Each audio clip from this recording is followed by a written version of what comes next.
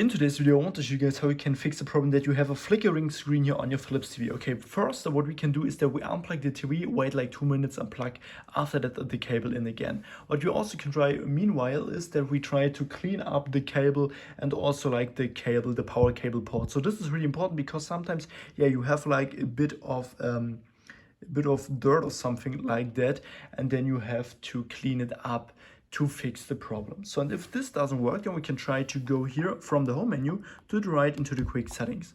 And here in the quick settings, go on all settings right now. And here on all settings, go on display and sound.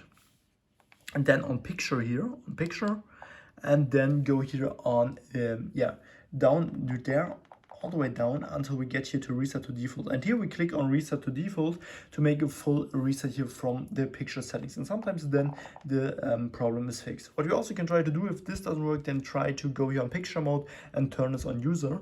And yeah, this is really important because sometimes if you have like these pre-installed modes, then it can cause like these flickering light problems. So and if this doesn't work, then try to go into the quick settings again, then on all settings again here. And here we can try to go down on the system, then to the right on about, and here try to do a system update. And if this doesn't work, then try to fully reset the TV. Sometimes this also helps here.